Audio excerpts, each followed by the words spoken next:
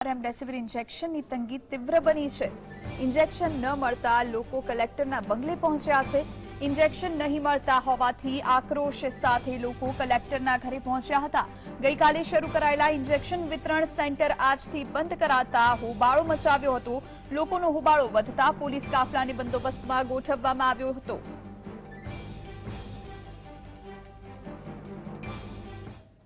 આ વિશે વધુ વાત કરવા માટે સંવાદદાતા રવિ આપણી સાથે મોરબીથી લાઈવ જોડાયા છે। રવિ, જે પ્રમાણે લોકોએ હોબાળો મચાવ્યો છે, રેમડેસિવિર ઇન્જેક્શનની જે અછત વર્તાઈ રહી છે, કલેક્ટરના બંગલાનો ઘેરાવ કર્યો છે, લોકો રોષે ભરાયેલા છે, શું વધુ વિગતો?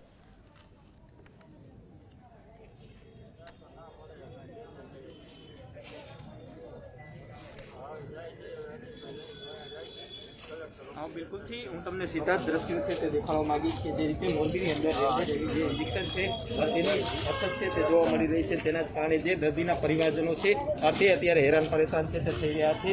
लोको वहेली सवारथी लाइनमां ऊभा होय छे, परंतु इंजेक्शननो स्टॉक ओछो आवता जे अन्य परिवाરના જે દર્દીઓ છે તેમને इंजेक्शन न મળતા તેઓ વારંવાર હેરાન છે તે થઈ રહ્યા છે। ત્યારે સામાજિક આગેવાન અને જિલ્લા પંચાયતના જે સદસ્ય અજય લોરિયા છે તે પણ આપણી સાથે છે, તેમની સાથે વાત કરીશું। અજયભાઈ, જે પ્રકારે જે ઇન્જેક્શન છે તેમનો સ્ટોક ઓછો આવી રહ્યો છે, પરિવારજનો વારંવાર હેરાન થઈ રહ્યા છે, આ કેવા પ્રકારનું અત્યારે વિતરણ છે કરવામાં આવ્યું છે? ખરેખર આજે એવું લાગે છે કે પબ્લિકનો કોઈ વાક નથી। કાં તો સ્ટોક આવે પછી તમે મીડિયામાં જાહેરાત કરો। તંત્રને એક રિક્વેસ્ટ કરું છું કે હોમ આઇસોલેશનવાળાને આપવાના છે કે નહીં। સાંજે આપણે એમ કહીએ છીએ કે આપવાના છે, રાત્રે કોઈ નાના મોટા માણસો 4 વાગે લાઇનમાં ઊભા રહી જાય છે, સવારે સ્ટોક ઓછો આવે છે, એમને પાછું જવું પડે છે। ગઈકાલે એમને ટોકન આપ્યા હતા, ટોકન આપવા છતાંય આજે કોઈ અનિવાર્ય સંજોગોના હિસાબે લગભગ આજે સ્ટોક ઓછો આવવાથી આજે પણ એવું બન્યું છે।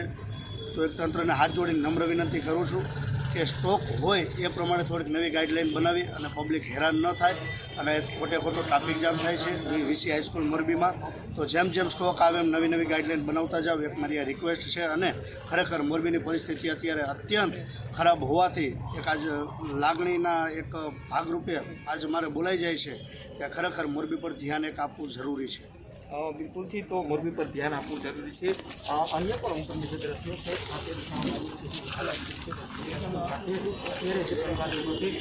હેરાન થઈ રહ્યા છે। હાલ જે પ્રકારે કહી શકાય કે જે રેમડેસિવિર ઇન્જેક્શન લેવા માટે વલખામ આવી રહ્યા છે તેવા દર્દીના પરિવારજનો છે તેમની સાથે પણ આપણે વાત કરવાનો પ્રયત્ન છે તે કરીશું। હાલ તો જે પ્રકારે જે પ્રકારે વહેલી સવારથી મોડી રોજ જે લાઇનમાં ઊભા રહેતા હોય છે અને જે રેમડેસિવિર ઇન્જેક્શન છે તે નથી મળતા, તેના કારણે હેરાન છે તે હેરાન થતા જોઈએ છે। અત્યારે દર્દીના પરિવારજનો છે તેમની સાથે વાત કરીશું કે બેન, જે પ્રકારે રેમડેસિવિર ઇન્જેક્શન છે તેની અછત છે, આપને ઇન્જેક્શન લેવા માટે લાઇનમાં ઊભા રહ્યા છે, ઇન્જેક્શન નથી મળતા, શું કહેશો?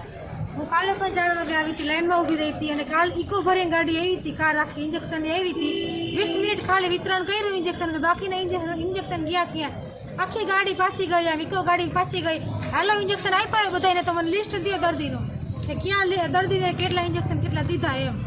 આખી ગાડી પાછી ગઈ અને આજે હું 4 વાગ્યાની ઊભી છું, હમણાં કલાક પહેલાં કે ઇન્જેક્શનનો જથ્થો નથી એટલે ઇન્જેક્શન આપવામાં આવશે નહીં। હવે મારે કરવાનું શું? મારા પપ્પા અત્યારે હોસ્પિટલમાં એડમિટ છે અને મારો ભાઈ છાત્રાલયમાં છે, અત્યારે છાત્રાલયમાં એડમિટ છે, તો મારે કરવાનું શું અત્યારે? કાંઈ પણ તમારા રૂલ્સ બદલે તો અગાઉ કોઈને જાણ કરી દેવાય કે આજ રૂલ્સ બદલા છે તો લાઇનમાં નહીં રહેવાનું। 10 વાગ્યાના બધા ઊભા છે, અત્યારે રાત્રે 10 વાગ્યાને બેસી ગયા છે, તો બિચારા એ બધા શું કરે અત્યારે? બિલકુલ થી તો જે પ્રકારે કહી શકાય કે મોડી રાત્રિથી જે લોકો છે તે રેમડેસિવિર ઇન્જેક્શન માટે લાઇનમાં ઊભા રહ્યા છે, પરંતુ ઇન્જેક્શનનો સ્ટોક ન આવતા આખરે પરિવારજનો છે તે આજે હોબાળો છે તો હોબાળો મચાવ્યો હતો ને અત્યારે જે કહી શકાય કે કલેક્ટર ઓફિસે છે તે એક કમિટી છે તે બનાવીને ગોઠવી છે અને જે ઇન્જેક્શન છે તે ઇન્જેક્શન લઈને કઈ રીતે વિતરણ કરવામાં આવશે તેની અત્યારે કલેક્ટરને રજૂઆત કરવા માટે પહોંચ્યા છે। જી, આભાર રવિ, આપ જોડાઈને વિગતો આપી તે બદલ।